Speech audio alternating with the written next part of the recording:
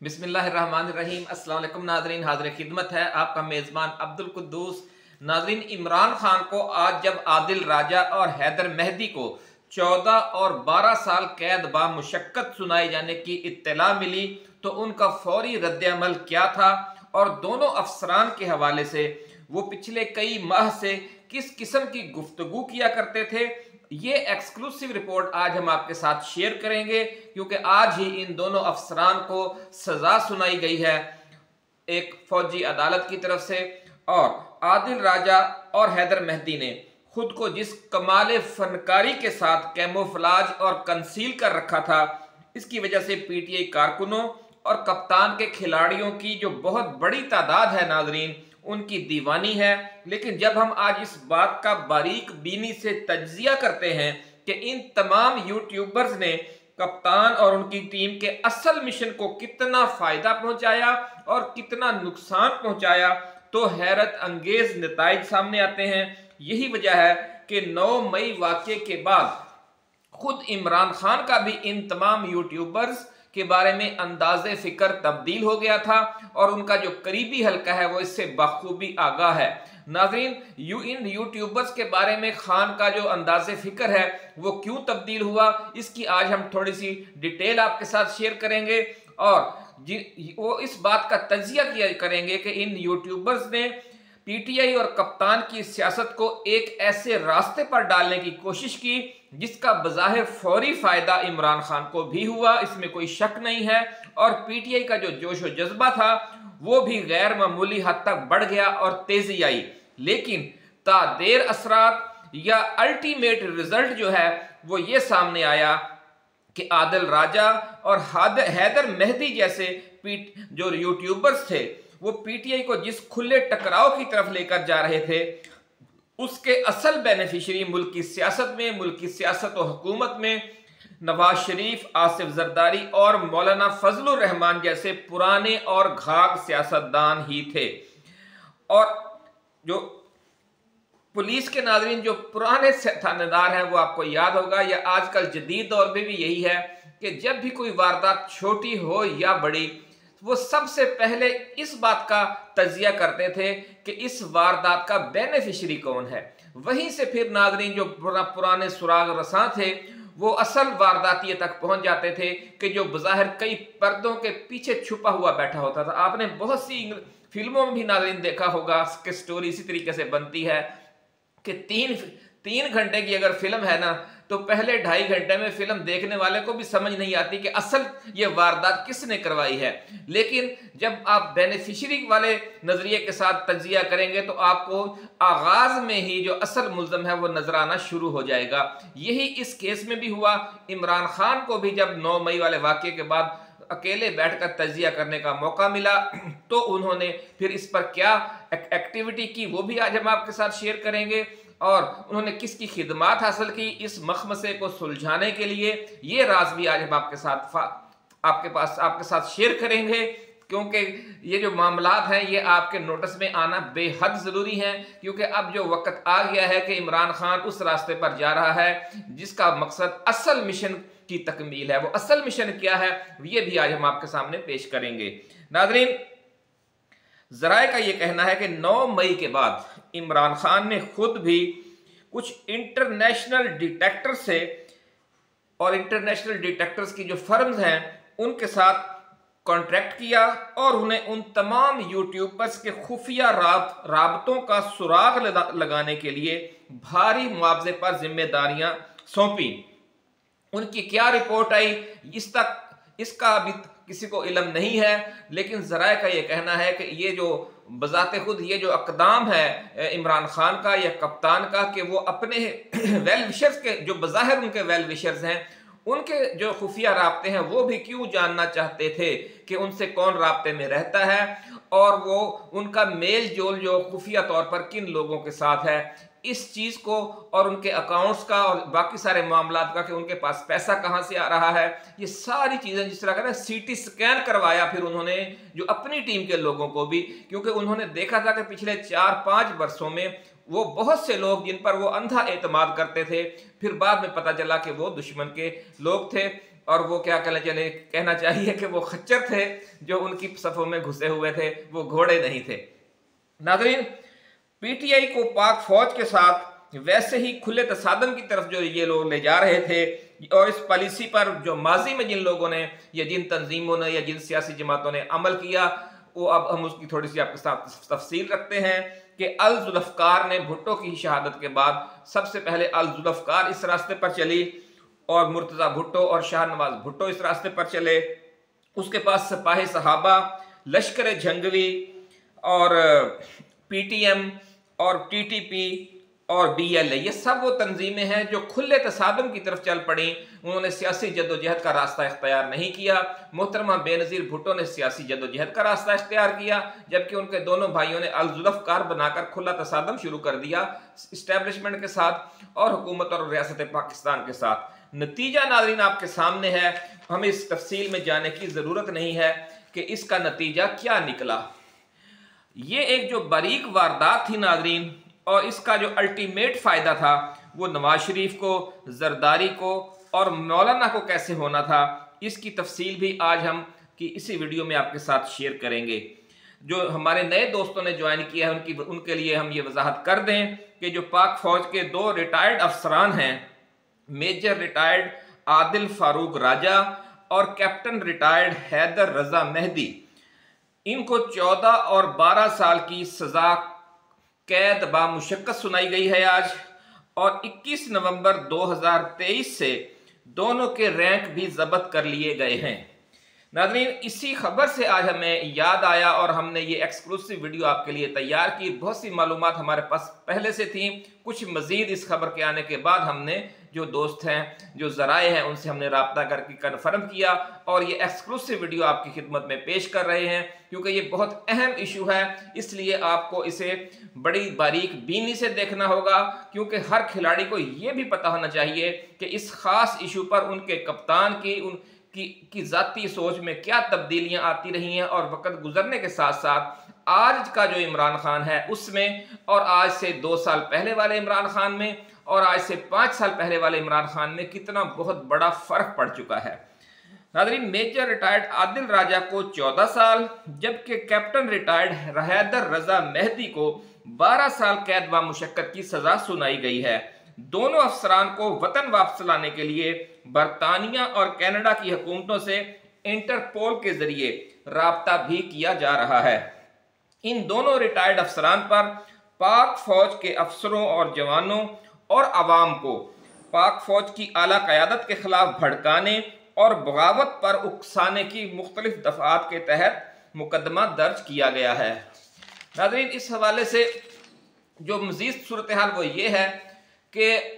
बल्कि हम आपको पहले थोड़ा सा माजी याद दिला दें इन लोगों का, कि जब इमरान खान और पीटीआई ने इस्लामाबाद में नवाज शरीफ हुकूमत के खिलाफ धरना दे रखा था 2017 में, तो इन दिनों बहुत से लोग इमरान खान के करीब आ गए, जिनमें से रिहाम खान, बुशरा बीबी, मुबशर लुकमान, इमरान रियाज खान समेत बहुत से एंकर पर्सन, यूट्यूबर्स और दीगर एक्टिविस्ट शामिल थे। इस धरने के दौरान क्या कोई शख्स ये नाज़रीन अंदाज़ा लगा सकता था कि रिहाम खान और मुबशर लुकमान कप्तान के दुश्मनों की तरफ से प्लांट किए गए लोग हैं, यानी ट्रैप में, यानी वो हनी ट्रैप हैं और डबल क्रॉस एजेंट का किरदार अदा कर रहे हैं। बाद में जो हालात व वाक़यात पेश आए वो सब आपके इल्म में हैं, इसलिए हमें उन्हें दोहराने की ज़रूरत नहीं है। नाज़रीन, आज इमरान खान, रिहाम खान और मुबशर लुकमान के बारे में इमरान खान की सोच क्या होगी, और आप खुद अंदाज़ा लगा सकते हैं। हालात और तजर्बात इंसान को सिखाते हैं, जिसकी वजह से उनकी सोच पुख्ता होती चली जाती है। इसीलिए कहा जाता है कि गोद से गोर तक इल्म हासिल करो, यानी अपने एक तो इल्म है जो हम किताबें पढ़कर हासिल करते हैं, और एक इल्म वो है जो हम अपने ज़िंदगी के तजर्बात से सीखते हैं। इसीलिए ये कहा गया कि गोद से गोर तक इल्म हासिल करो, कि हर वाक़े में भी आपके लिए कुछ सीखने का मौका होता है। और इमरान खान की खूबी यही है कि वो भी हर वक्त इल्म हासिल करता रहता है।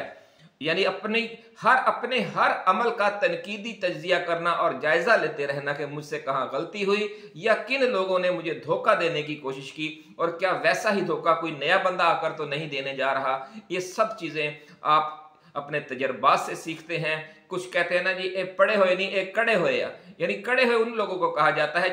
जो बाकायदा उन्होंने फार्मल जो इल्म होता है, जो किताबी जो हमारा सिस्टम है स्कूल कॉलेज का या मदरसे का, वो इल्म हासिल नहीं किया होता, तजर्बात से सीखा होता है। नाज़रीन, इमरान खान के इंतहाई करीबी ज़राए हैं, उन्होंने दावा किया है कि जिस तरह ओन चौधरी एक ज़माने में इमरान खान के इंतहाई करीब थे और खान उन पर बहुत ज़्यादा एतबार करते थे, वैसे ही एक ज़माने में इमरान खान आदिल राजा और हैदर मेहदी को भी अपना बहुत ज़्यादा मुखलिस समझते थे। लेकिन रफ्ता रफ्ता उन्होंने ये सीखा कि आपकी टीम में जो बैरूनी एजेंट शामिल किए जाते हैं वो शाह से ज़्यादा शाह के वफादारों वाला रवैया इख्तियार करके आपके करीब आ जाते हैं। ओन चौधरी, फवाद चौधरी, फयाजुल हसन चौहान और फरदौस आशिक आवान इसकी चंद मिसालें हैं। आप इन सब के किरदार का जायजा लीजिए, याद कीजिए कि ये सबसे ज्यादा वफादार ये लोग नजर आते थे इमरान खान के, लेकिन फिर बाद में पता चला कि ये कुछ और लोगों की तरफ से भिजवाए गए थे। नाज़रीन, अंग्रेजी में इसका जो शाह से ज्यादा शाह का वफादार का तर्जुमा है वो है मोर कैथोलिक देन द पोप, यानी ये लोग पोप से भी ज्यादा कैथोलिक होते हैं, यानी इतना ज्यादा वफादारी का इजहार करते हैं कि जो जिसके साथ वफादारी का इजहार किया जा रहा होता है वो समझते हैं कि आप भी अपने आप से इतने वफादार नहीं जितने हम आपके साथ वफादार हैं। तो इसलिए इन्हें कहा जाता है कि मोर कैथोलिक देन द पोप, या शाह से ज्यादा शाह के वफादार। नाज़रीन,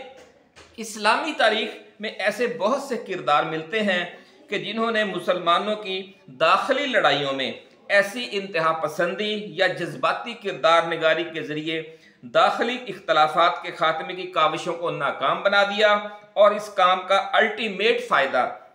उन कुव्वतों को पहुंचा जिनके पेरोल पर ऐसे किरदार खुफिया खिदमात अंजाम दे रहे थे। इसकी भी हम अभी आपके सामने एक मिसाल जब लाएंगे तो फिर इस सारी जो खेल जारी है इसकी आपको समझ आएगी। नाज़रीन, आपने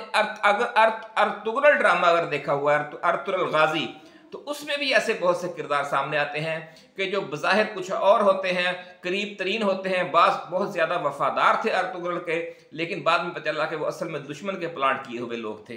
तो पहली आलमी जंग के दौरान नाज़रीन एक ऐसा ही किरदार लॉरेंस ऑफ अरेबिया के नाम से मशहूर हुआ, आप भी इन्हें जानते हैं, और जिसने अरबों और तुर्कों को आपस में लड़वा कर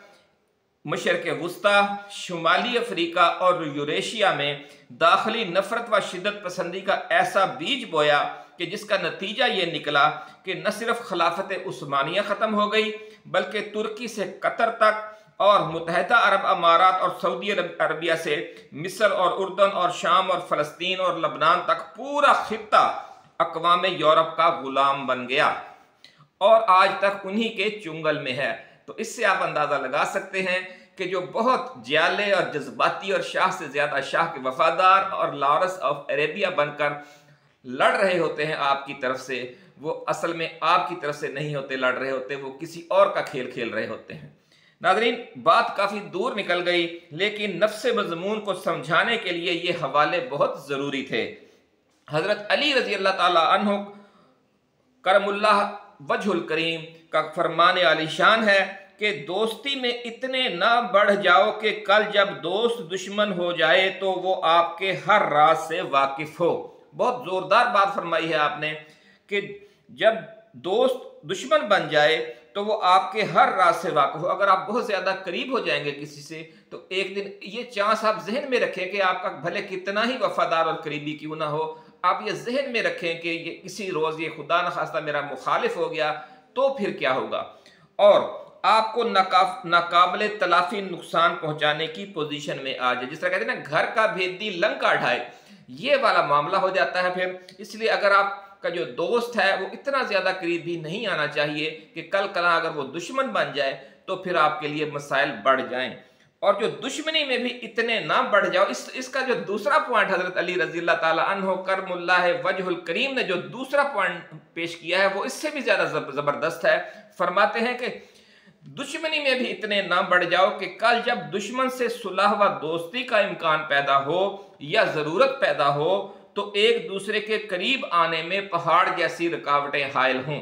यानी आप दुश्मनी भी जिससे करें तो दुश्मनी में भी इतने ना बढ़ जाएं कि फिर वो रुकावटें या वो खलीज फिर अबूर करना ही नामुमकिन हो।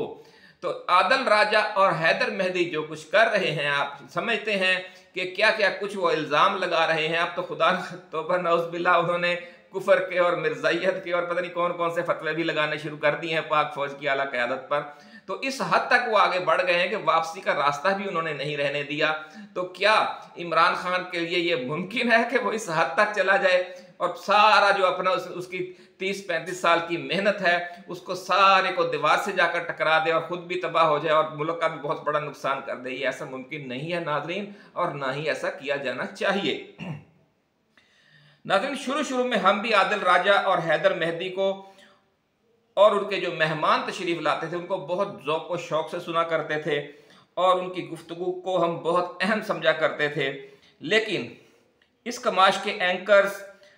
पीटीआई के सादा लोग नौजवानों और जज्बाती लोगों को एक ऐसे तसादम की तरफ ले जा रहे थे कि जिसका नतीजा ये होगा कि फौज और तहरीक इंसाफ में लड़ाई इतनी बढ़ जाएगी कि वापसी के रास्ते बिल्कुल ही बंद हो जाएंगे और मुल्क की इस्टेब्लिशमेंट के पास एक बार फिर नवाज शरीफ, आसिफ अली जरदारी और मौलाना फजलुर रहमान पर मुकम्मल इन्हसार करने के सिवा कोई ऑप्शन नहीं होगा। नाज़रीन, इस नुक्ते को आप समझें कि एक हद से ज़्यादा अगर आप दुश्मनी और मुखालफत शुरू कर देंगे तो उसका अल्टीमेट फ़ायदा आपके जो सियासी मुखालफीन हैं उन्हें पहुँचेगा, क्योंकि फिर फ़ौज ने खुद तो इलेक्शन नहीं लड़ना। फिर अगर आप इस हद तक आगे सख्त रबो लहजे के साथ और सख्त मुखालफत की एक इंतहा पर चले जाएंगे तो फिर अल्टीमेट फ़ायदा ये होगा कि जो फील्ड में या फी ज़माना जो दीगर कुव्वतें हैं, भले वो माजी में दुश्मन ही रही हैं इस्टेब्लिशमेंट की, जिस तरह पीपल्स पार्टी वाले करते रहे हैं। पीपल्स पार्टी तो इतनी दुश्मन नहीं रही जितना नून लीग ने तमाशा बनाया हुआ आपके सामने है सारी सूरत हाल। आज भी वो बोले हैं, पिछली वीडियो आप हमारी देख लें नवाज शरीफ साहब। तो ये सारी सूरत हाल है कि इतना कुछ करने वालों को फिर उन्हें करीब लाना पड़ा, क्योंकि इमरान खान के जो दाएं बाएं लोग थे उन्होंने एक पूरी प्लानिंग के तहत उन्हें इस हद तक मुखालफत में खड़ा कर दिया कि फिर जो मौज लगी नवाज शरीफ की, फजलुर रहमान की, जरदारी की, कि फौज फिर उनकी तरफ देखने लग गई। ये बहुत अहम नुक्ता है नाजरीन। फौज और इमरान खान के दरमियान ये जो इंतहा दर्जे की दुश्मनी की जो असल बेनिफिशरी कुव्वतें कौन हो सकती हैं, ये अब आप समझ गए कि जो पुराने जो तफ्तीशी होते थे और थानेदार होते थे, घाक किस्म के थानेदार, वो जो बज़ाहिर नज़र आ रहा होता कि ये मुल्ज़म है, उस पर इतनी तवज्जो नहीं देते थे। वो पहले फौरी तौर पर अंदाज़ा लगाते थे कि ये जो वारदात हुई है इसके बेनिफिशरी कौन कौन हो सकते हैं। तो ये जो वारदात इस्टेब्लिशमेंट और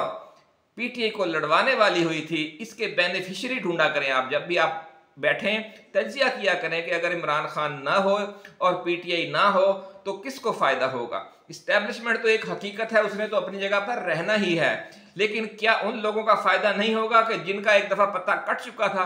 वो बिल्कुल ख़त्म हो गए थे मुल्क की सियासत के साथ भी और इस्टेब्लिशमेंट से भी उनकी बहुत दुश्मनी चल रही थी। तो अब आप समझ जाएंगे कि हम क्या कहना चाह रहे हैं। नाज़रीन, आदिल राजा और हैदर मेहदी की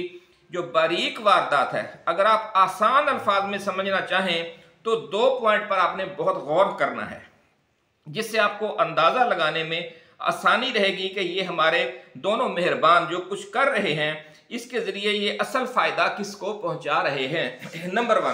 नंबर वन ये कि इस किस्म के एंकर्स की तमाम शिद्दत पसंदी वाली खबरों, स्कैंडल्स और सीना गजड़ का जो निचोड़ है वो फौज, इंटेलिजेंस एजेंसियों और फौजी क़यादत की किरदार कुशी पर होगा। ये कभी भी उन माफियाज,